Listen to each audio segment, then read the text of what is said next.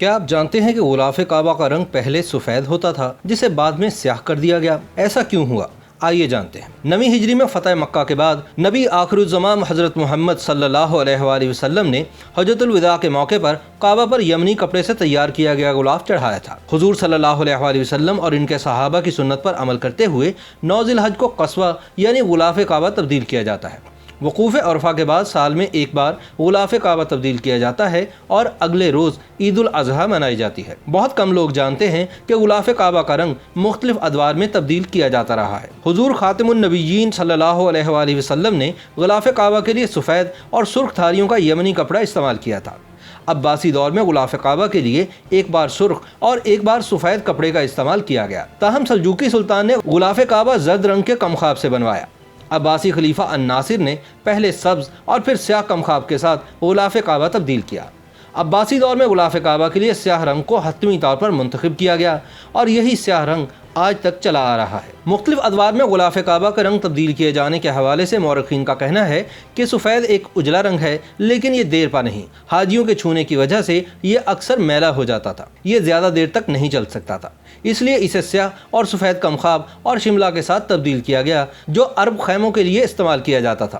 مورخین کے مطابق وقت گزرنے کے ساتھ ساتھ غلاف کعبہ کا ارتقاء ہوتا رہا اور اسے سرخ کمخاب اور مصری کپڑے کے ساتھ تبدیل کیا گیا۔ اسی طرح ایک خاص قسم کا چمڑا اور کچھ سخت قسم کے کپڑے بھی اس مقصد کے لیے استعمال ہوئے۔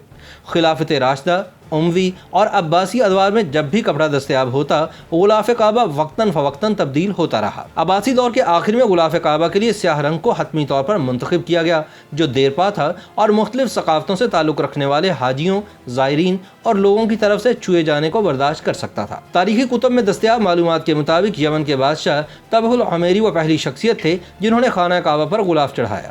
انہوں نے یہ کام اسلام کے دور سے قبل کیا۔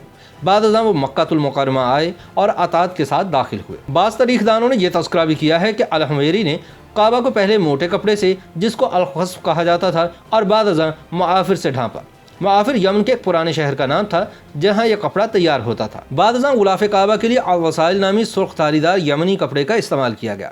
اس کے بعد انہوں نے الملا استعمال کیا جو ایک نرم اور باریک کپڑا تھا، اس کو ربطہ کے نام سے بھی جانا جاتا تھا۔ اسی طرح بعد ازاں غلاف کعبہ کے لیے الوسائل نامی سرخ دھاری دار یمنی کپڑے کا استعمال کیا گیا۔ الحمیری کے جانشینوں نے بھی اس عمل کو اپنا مذہبی فرض اور عزت جانا اور قبل از اسلام دور میں غلاف کعبہ کے لیے چمڑے اور قبطی کپڑے کو استعمال کیا۔ تاریخ دان اس امر کی بھی تصدیق کرتے ہیں کہ اسلام کی آمد کے بعد خانہ کعبہ پر قطبی کپڑے سے بنا ہوا غلاف چڑھایا گیا جو مصر میں تیار ہونے والا ایک باریک سفید کپڑا تھا۔ فتح مکہ کے بعد حضور خاتم النبیین نے مشرکین کے دور میں استعمال ہونے والے غلاف کعبہ کو اس وقت تک نہیں ہٹایا جب تک اس کپڑے میں آگ نہیں لگ گئی۔ آگ تب لگی جب وہاں پر دھونی دی جا رہی تھی۔ اس واقعے کے بعد خانہ کعبہ پر یمنی کپڑے کا غلاف چڑھایا گیا۔ اس کے بعد مسلم بادشاہوں نے خانہ کعبہ کا خیال رکھنے اور غلاف کعبہ کی ذمہ داری سنبھال لی۔ سعودی دور میں غلاف کعبہ پر بھرپور توجہ دی گئی۔ سعودی عرب کے بانی شاہ عبدالعزیز السعود نے غلاف کعبہ کی تیاری کے لیے مسجد الحرام کے قریب واقع حجاز میں خصوصی فیکٹری قائم کرنے کی ہدایت جاری کی۔ یہ پہلی فیکٹری تھی جسے حجاز میں غلاف کعبہ تیار کرنے کی ذمہ داری سونپی گئی۔ بعد ازاں اس فیکٹری کو نئے مقام الجود منتقل کیا گیا۔ یہ فیکٹری جدید آلات سے لیس تھی۔ شاہ سلمان نے غلاف کعبہ فیکٹری کے نام کی تبدیلی کے حوالے سے شاہی فرمان جاری کیا اور اس کا نام کنگ عبدالعزیز کمپلیکس برائے قصوہ یعنی غلاف کعبہ رکھا گیا۔ کنگ عبدالعزیز کمپلیکس برائے قصوہ میں ڈیسلینیشن کا ایک اہم شعبہ موجود ہے جو پانی کی صفائی کا ذمہ دار ہے، جو ریشم کی ساخت اور معیار میں بھی نظر آتا ہے۔ رنگنے کا کام ریشم کے دھاگوں پر لگی مومی تہ کو ہٹانے کے بعد ہوتا ہے۔ اس کے بعد ریشم کو سیاہ اور سبز رنگوں میں رنگا جاتا ہے جس کے لیے بڑے بڑے ٹب اور دوسری مشینری استعمال ہوتی ہے جس میں بڑی احتیاط سے ناپ تول کر کیمیکلز ڈالے جاتے ہیں تاکہ رنگ کو مطلوبہ استحکام مل سکے۔ غلاف کعبہ کا اندرونی کپڑا بھی دھویا جاتا ہے اور پھر ریشم کے بیرونی حصے کو سیاہ اور اندرونی کو سبز رنگ دیا جاتا ہے۔ ہر غلاف کے لیے 670 کلو گرام خالص ریشم کی ضرورت ہوتی ہے۔ ریشم اور سوتی دھاگوں کا معیار برقرار رکھنے اور موسمی اثرات کا مقابلہ کرنے کے لیے ان کے متعدد ٹیسٹ کیے جاتے ہیں۔ چاندی میں لپٹے دھاگوں کو جانچنے کے لیے بھی مختلف ٹیسٹوں سے گزارا جاتا ہے تاکہ ان کے معیار اور استحکام کو یقینی بنایا جا سکے۔ کپڑے کی تیاری کے حوالے سے کمپلیکس میں جدید جیکوارڈ مشینیں موجود ہیں۔ یہ مشینیں قرآنی آیات کی کڑھائی، آیات اور دعاؤں کے لیے کالا ریشم تیار کرتی ہیں، جبکہ سادہ ریشم بھی بناتی ہیں جن پر آیات پرنٹ کی جاتی ہیں۔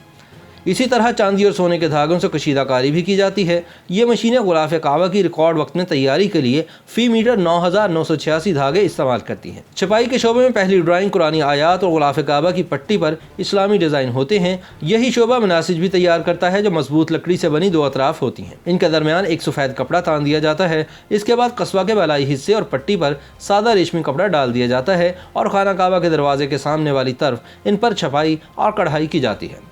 प्रिंटिंग के शोबे में काम गुलाफ काबा की पट्टी पर आयात की प्रिंटिंग से शुरू होता है। सादा रेशम को सबसे ऊपर लगाया जाता है। कारकुन कुरानी आयात की प्रिंटिंग के लिए सिल्क स्क्रीन, सफ़ेद और जद रोशनाई इस्तेमाल करते हैं। कॉम्प्लेक्स का बेल्ट डिपार्टमेंट सोने और चांदी से होने वाली कशीदाकारी के मामलात देखता है।